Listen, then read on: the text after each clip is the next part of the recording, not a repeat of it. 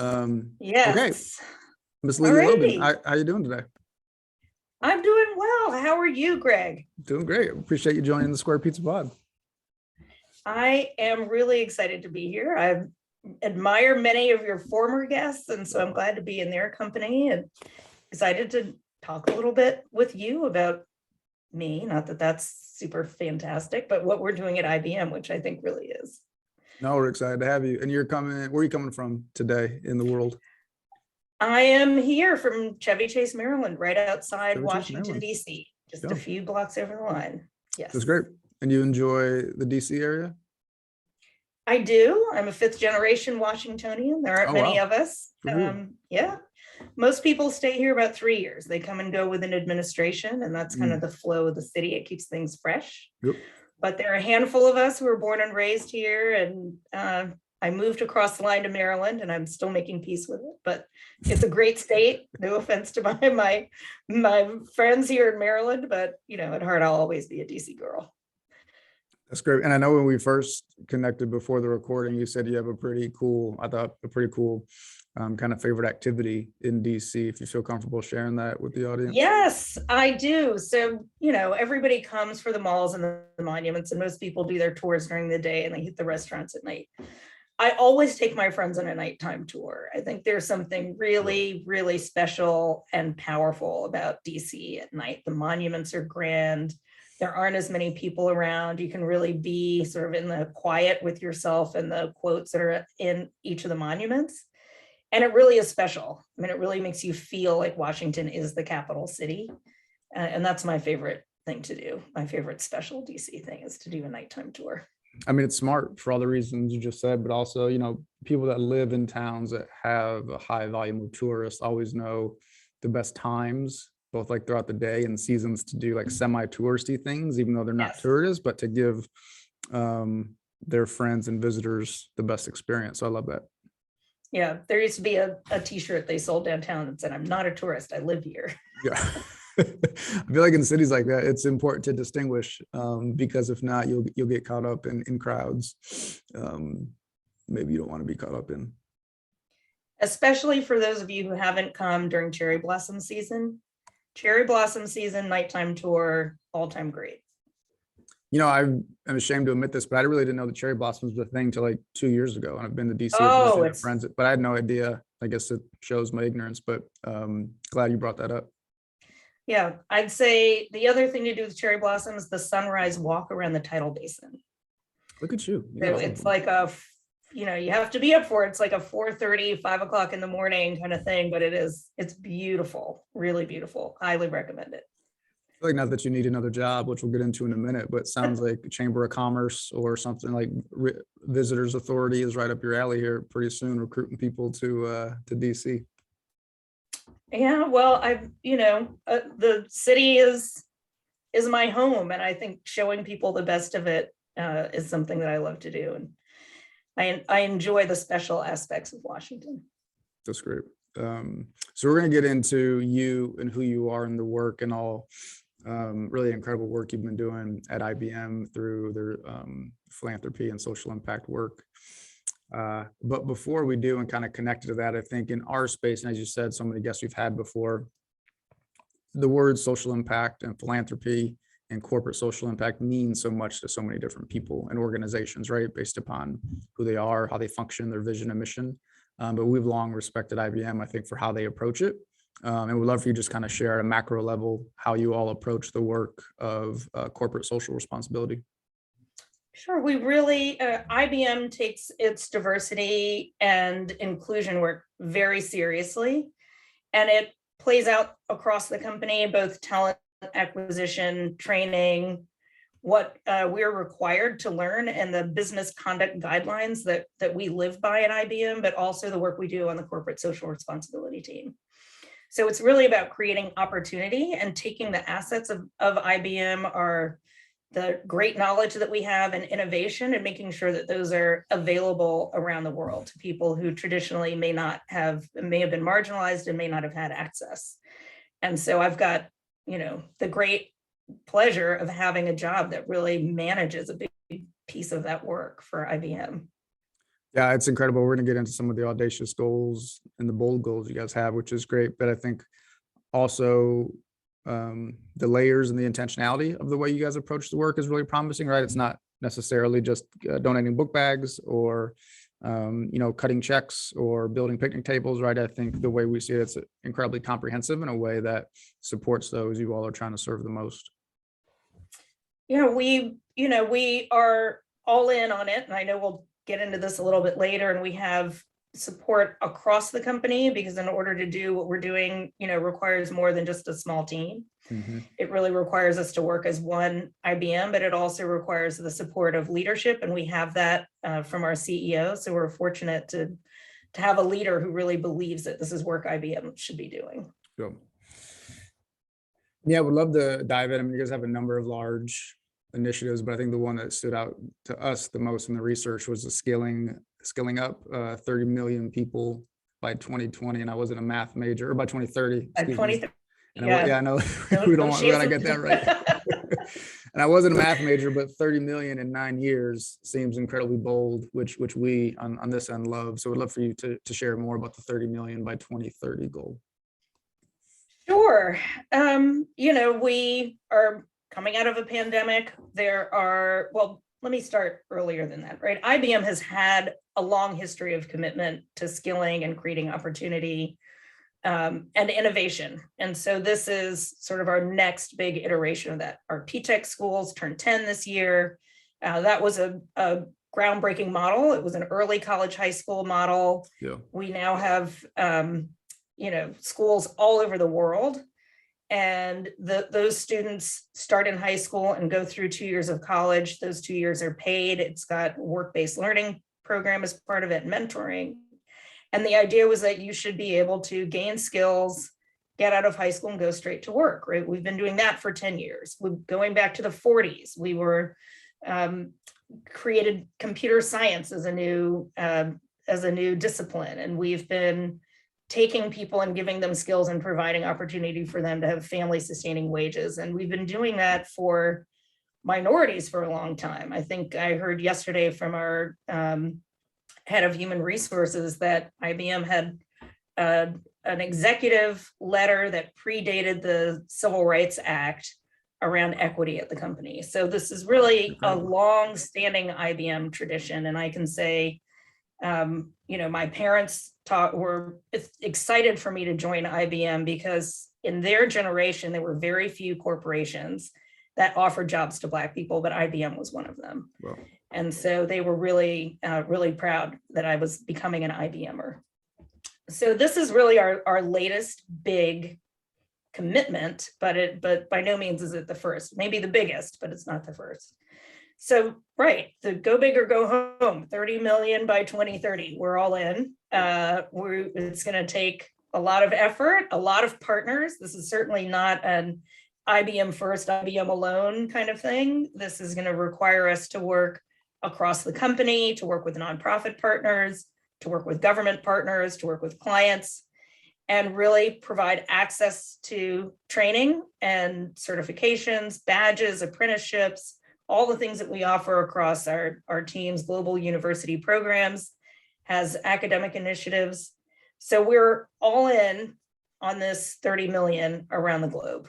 And so a slice of that, right, is my responsibility. And then my colleagues will be working with me on their pieces to get this done. And I know we could talk forever about how and why you all are going to get this done, but curious, like a few broad strokes you can offer of how you all are even reaching a number that seems so kind of gargantuan in size. Sure. So, we have SkillsBuild, which you all can visit at skillsbuild.org. It's free. It's open and available. It has badges. We've got two sides, one for students that's really geared towards high school students and career exploration. And then we have one for job seekers. And that has free courses on it. Some of them are shorter, some of them are longer, 6, 8, 10 months, where you can be prepared for certain roles and earn badges. And those badges can be, posted on your LinkedIn profile or on your resume. You can take those to hiring managers. We're really working on, IBM has been big on new collar jobs. So this is being skilled through alternative routes. If you're familiar with the work that give a shout out to my friends over at the New America Foundation and Opportunity at Work, they call people STARS, skilled through alternative routes. But there are a lot of people out there who have skills and they either need to be reskilled or upskilled. They may be entering the job market after not having been in for a while. So it isn't only about entry-level jobs and entry-level skills, but having something at IBM to meet people where they are and help them to get where they want to go.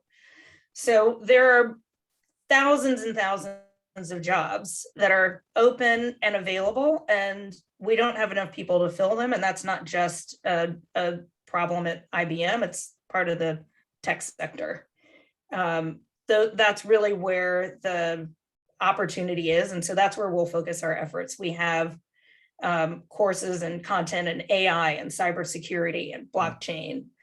That's really sort of our bread and butter, but we also have a lot of information and opportunity to get trained on professional skills and mindfulness badges and things like that. Program management and those kinds of things that are across any job skills that you would need in order to be successful. So we'll continue to add content and we'll continue to add partners in the work, but we rely on our local partners to bring learners and help support them get trained and then carry them through the process until we can hand them off and hopefully help them get interviews for jobs. Yeah, I mean, that's comprehensive and so impressive. A micro question, if you will, around these badges, right? Which seems really cool for both, maybe like potential employers, which I think could be IBM or just IBM partners, or maybe none of the above, but also just the skills that these individuals are able to glean and master and showing these badges. And so is part of the vision that as a candidate or somebody that needs additional skills, as I'm collecting these badges, I use them in a way that helps market my skills and my competencies for positions 100%. In the future.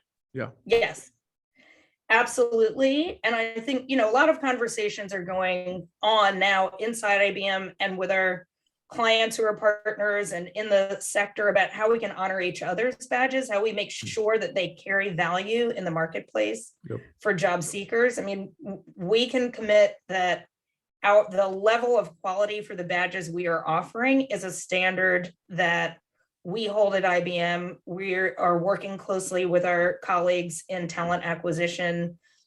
They're familiar with the badges that we issue, and we're doing that same work with our partners and saying we all need to do a better job of making sure that these hold value for people who earn them, that these are not, things that are a waste of time, that they actually add up to meaningful training and prepare people for work. Yeah, I think it's so important. And, commonalities between, if it's curriculum in high schools, if English 1 is the same English 1 in Charlotte as it is in DC compared to Austin, Texas, right? And even just like the skills that maybe a 9th grader coming out of English 1 should have, albeit not the same as the exact badges, but to your point, almost this idea of reciprocity and quality across badges, knowing what employers are getting and also what candidates are being skilled for, I think is a really important opportunity that you guys are already working on.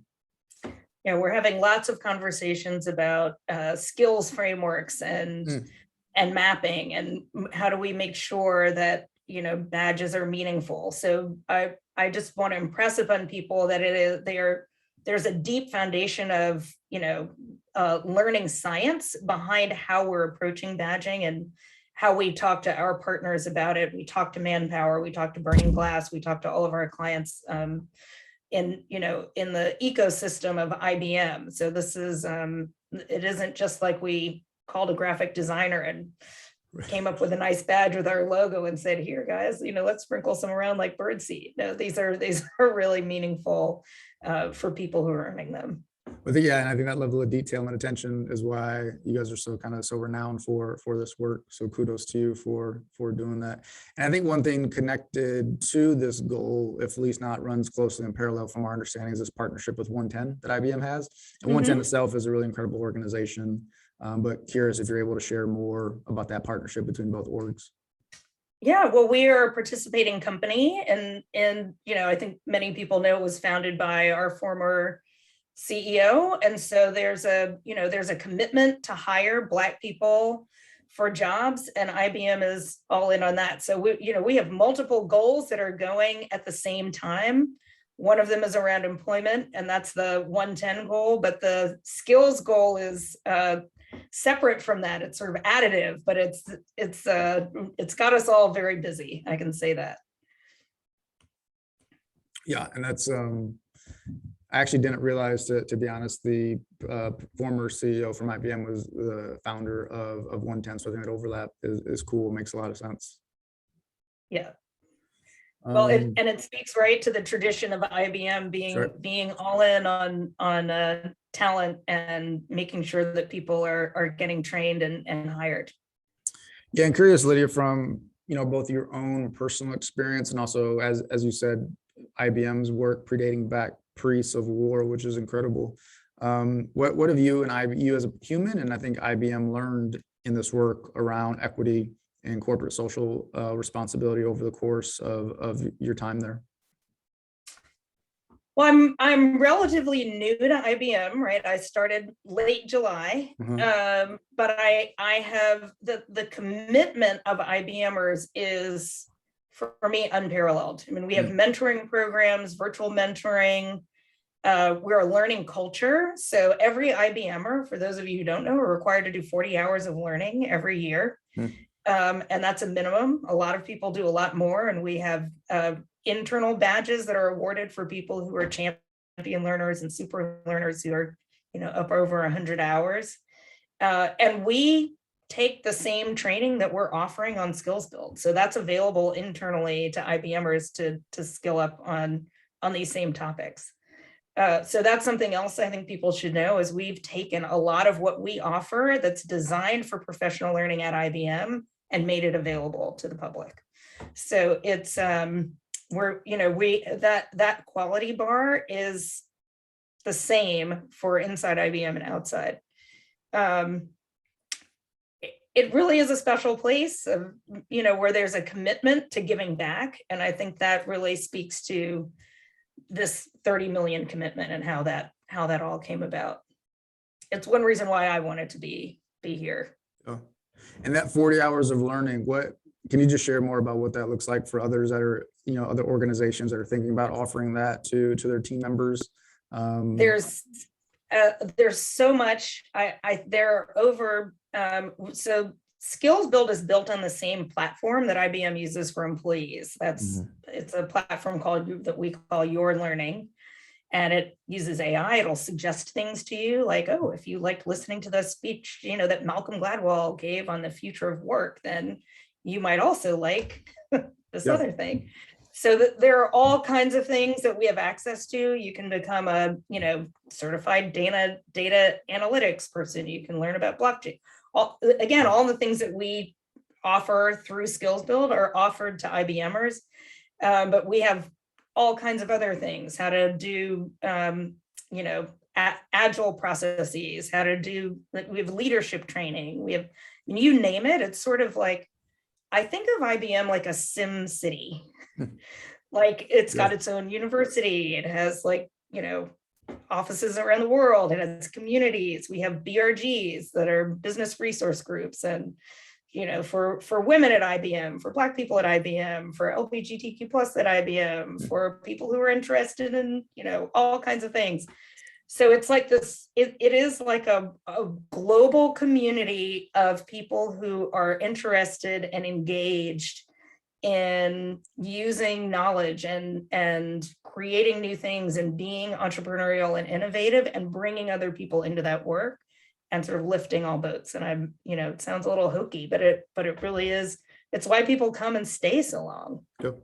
It's not hokey if it's working, right? And having real impact. So I think that's, I think you all should feel comfortable and proud, right? From everything you said. And maybe one more thing, you touched on it quickly, but the concept of the P schools or the P Tech schools that you mentioned, not sure, I think from our vantage point, I think some people in traditional kind of K-12 education know about it, but I guess maybe not a lot, and I could be wrong, maybe more so in kind of the corporate side. But I think from what we understand, a really incredible model. And as you said, is already scaling in a pretty significant way. So just curious if you don't mind sharing more about that for the audience. Sure. So P-Tech schools, like I said, have been around for 10 years, and they're an early college high school model. And what happens is the state accepts the model as a model for the state, and then the legislature appropriates funds for those 2 years of post-secondary ed that are included. And then anyone can open a P-Tech school. So while IBM launched the model, and we are partners to scores of schools in the US and outside the US, we are not the only people who are stewards of P-Tech schools. Yep. So some of those other industry partners, every school has at least one industry partner. And those industry partners provide mentorships and internships for students and sort of exposure to people in different careers, right? It's the idea that you need to see it. If you want to know you want to be it, you need to see it, right? And affluent kids see all people in all kinds of powerful roles all the time: doctor, lawyer, Indian-in-chief, politician, engineer, financier, you name it, all kinds of careers that, screenwriter, television producer. Students who are not in communities like that may not have that exposure. How do you know that's what you want to be? You don't even know you might know what you like. You're not sure what paths you can take. So the idea is really to expose students to careers, primarily technical careers, right? And then give them opportunities to learn and to have workplace learning, so that when they're either applying to college, they'll do the 2 years, whether they decide to stop after that and go to work for a while, maybe they go back to school, maybe they stay working, maybe they go into a 4-year school. But it gives them the exposure, the leadership, the guidance and the coursework all while they're in high school. And then it takes the financial burden off the table because the first 2 years of post-secondary are paid for. So it's a very robust model. We have a lot of P-Tech schools in New York. There are a lot in Texas. There are some in Colorado. They're sprinkled around the United States, and others have taken hold of that model and they've opened their own schools. And those schools, by all accounts, are doing great. I'm just starting to visit Wow. some of them. And it's almost like a let 1,000 flowers bloom kind of thing, where, there are schools out there we don't know. We think we may not even know about every single P-Tech school. So we certainly are engaged with the ones we know about. But if people decide to open a P-Tech school, we have all the resources on our website. And, we often will connect them to people who, if they come to us, Yep. who have open schools that are successful, but it's by no means limited only to IBM. Yeah, I'm not sure. I heard you say North Carolina, so it seems like we might have Yes. a follow-up conversation about getting some P-Tech We have a schools. school, I think, that just opened in RTP. So Oh, perfect. Good. Okay, good. I was gonna say that's a good spot. Yeah. Not as nice as Charlotte, but that's another conversation. I think to yeah, I don't have a pony in that race. yeah, before we get in trouble there. I think the point about access and exposure is so important, as you mentioned, right? The work we've done with diverse educators. I think it's a continual theme, but an important theme that comes up, that students that look like them don't envision themselves as a teacher or as a principal or as a superintendent unless they're able to see themselves in that role and have access to people that currently are in that role. So I think that level of pipeline and that level of exposure is so important. So I appreciate you calling on that. Secondly, a little bit of a nerd highlight maybe, but the plan and the approach to get it passed at a state level, so it doesn't have to just sit within IBM forever, but is also allowed to kind of have the credentialing recognition across each state is obviously really smart and really strategic, that I don't think many people would catch up on as they're launching an initiative like this. Yeah, I think, with an eye on sustainability, we're looking at, what is the future of P-Tech, and like it's scaling, it's growing. We have our schools, they're doing well, but there are great opportunities out there. And so we're really looking at, the future of P-Tech, because it's bigger than IBM. I think it's another nod to the incredible work you all are doing. So, you know, that's IBM, but obviously you, Lydia, as a human, have an incredible background. And so, and just really impressive. But no, you probably wasn't always easy to get there day by day. So curious if you don't mind sharing, if you have a professional failure that you can talk about. Oh, a professional failure that I can talk about. Your favorite one, of course. So favorite professional failure. I hate failure. I have to tell you, it's just like, I accept it as a part of life. Sure. I have just a small amount of what I consider to be healthy anxiety that propels me forward all the time to keep me sort of on my toes. And so I try to always think ahead and anticipate what's going to go wrong. It's sort of a hope for the best, plan for the worst. Mm-hmm. I had a professor once who said, hope is not a strategy. You must have a plan. Right. So I was involved in a very large, intensive, high stakes, statewide systems change initiative. And I really felt, not just did it take a couple of years of my time and many, many, many, many others, but what we were trying to do for children was really important. And I think, we had seen the Recovery School District in Louisiana launch, and we thought at the time we could make that work in another state. And I know that, there were hindsight's always 2020, right? So I was working on a team that I'm not going to name the place, but people will probably figure this out. I think we underestimated the local context.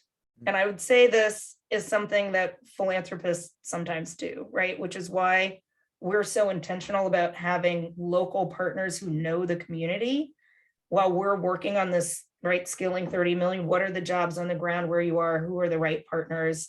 Do they know the community? Can they support the learners they're bringing with them to this work? I think in the back of my mind, this other experience that I'm talking about is part of why we have to be really intentional and careful. So there was a political history, there was a lot of, community history.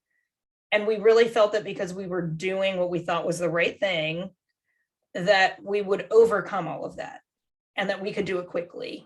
And I don't think we brought people along with us.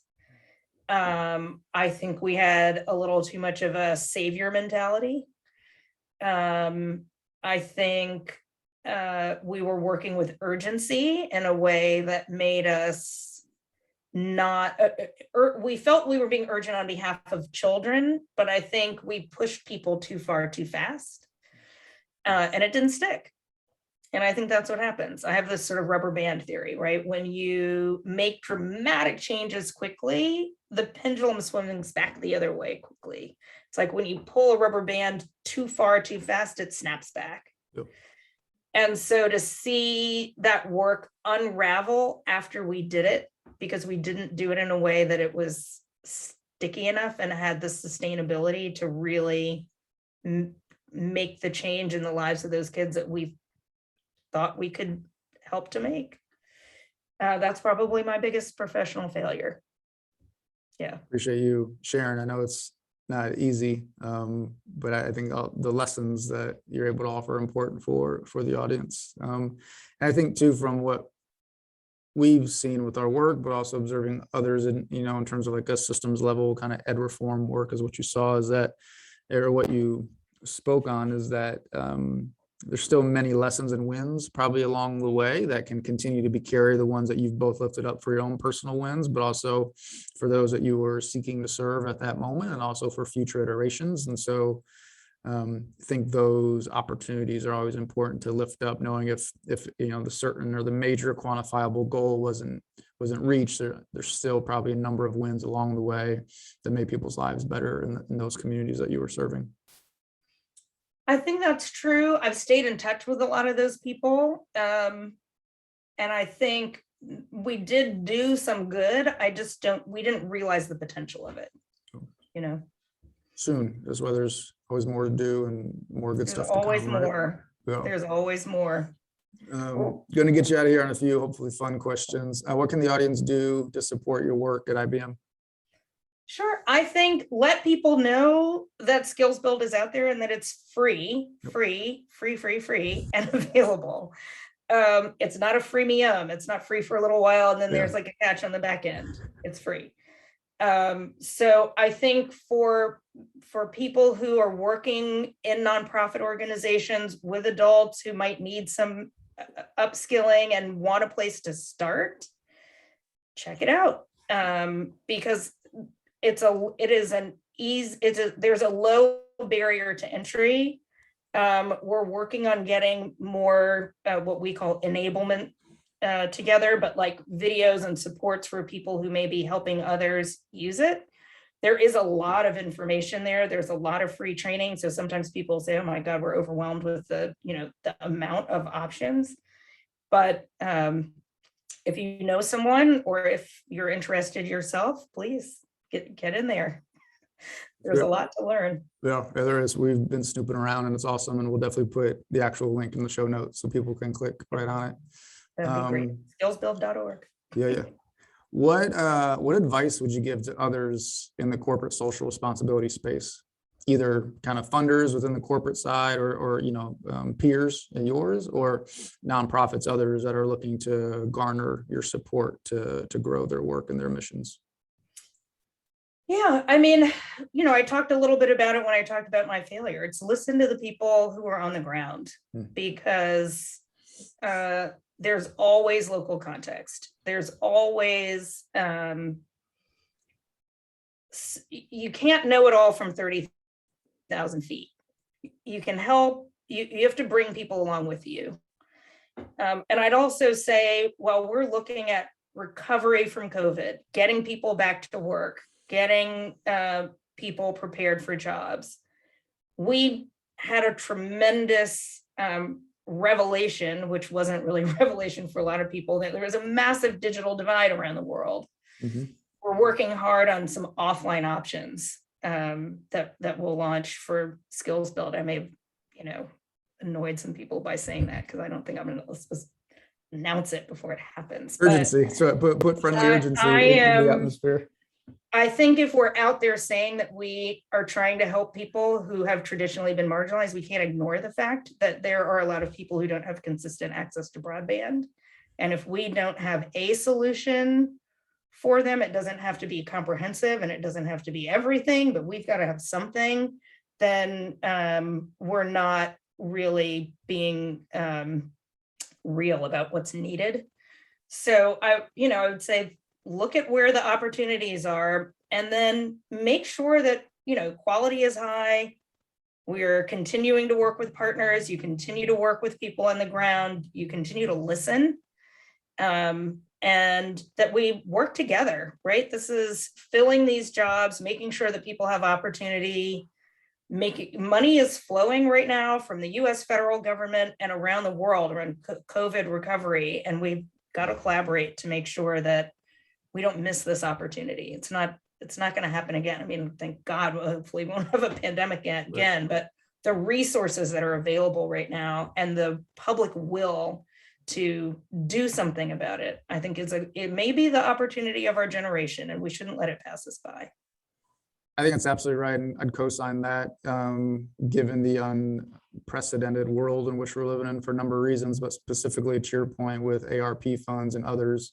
But the best practice that you mentioned that my guess, and it sounds like your guess, will be the communities, the organizations, the school districts that leverage those monies the best will be the ones that co-create solutions with those end stakeholders, those parents, those students, those teachers, in a way that makes sure they're aligning what's happening, quote unquote, on the ground, in the classroom, in the homes, in the communities with the 300, 400, $600 million that are coming into those communities soon.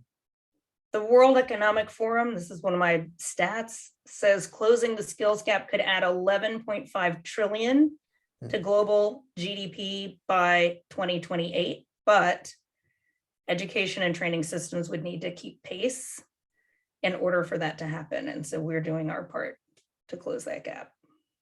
It's incredible. Lydia Logan, what does Square Pizza remind you of? Well, Square Pizza reminds me of three things, right? Three? Oh, wait. Everybody take... Do I only get one? No, Do I no, get I'm letting the audience know they're listening to this. If they're driving, they should pull over. They should grab, make sure they're parked in a safe spot. They should grab their pencils or pens so they can write this down. But I don't know if we had three before, so bring it.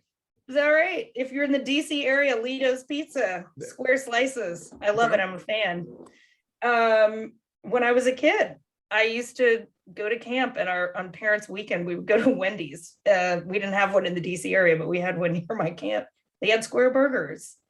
Why? Wendy said, we don't cut corners. I always think about that when I think about squares and food. I mean, I'm pretty sure that they still have Square burgers, but I've never heard the actual slogan tied to it, which feels like they need. I don't know if they still use the slogan, but it stuck with me. So, and then I went to an all-girls school that was an Episcopal school, a National Cathedral School for girls, and we had a school hymn. And one of the verses was, I won't sing it, Lord, thy daughters pray thee, make us one and all, like the polished corners of thy chapel wall. So we were encouraged to be polished, do your best all the time, strong, like the corner of a chapel wall, and faithful. So, that stuck with me. So when I don't know why the chapel wall and pizza came together, but I guess they're all tied to squares and edges. So many people you guys engaged during the hymn when you didn't want to sing anymore. I mean, the range and diversity in that answer went from pizza to burgers to church and all girls school. I'm really bringing back all full circle.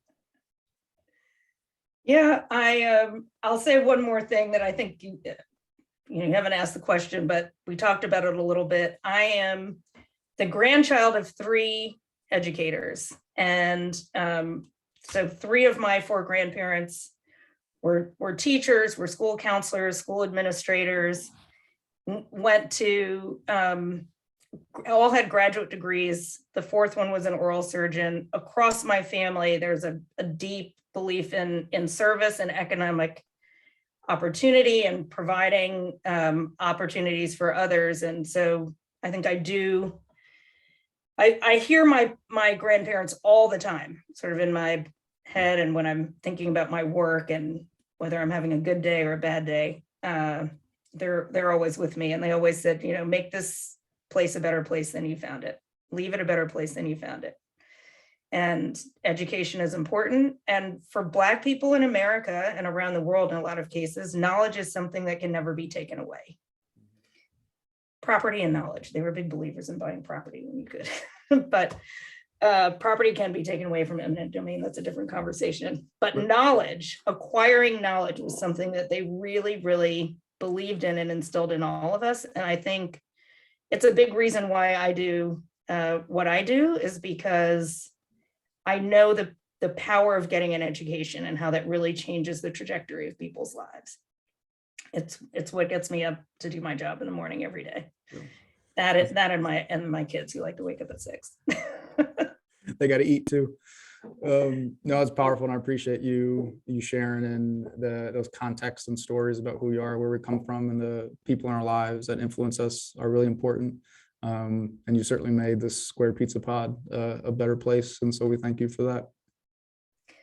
Thank you. This has been fantastic. I love spending time with you talking about what I do. I mean, I don't know if that's a good thing or not, but I do love the work, and I do love working for a company that really believes that it can make the world a better place. It's awesome. Lydia Logan, thanks so much for joining the Square Pizza Pod. Thank you, Square Pizza Pod. It's been a pleasure.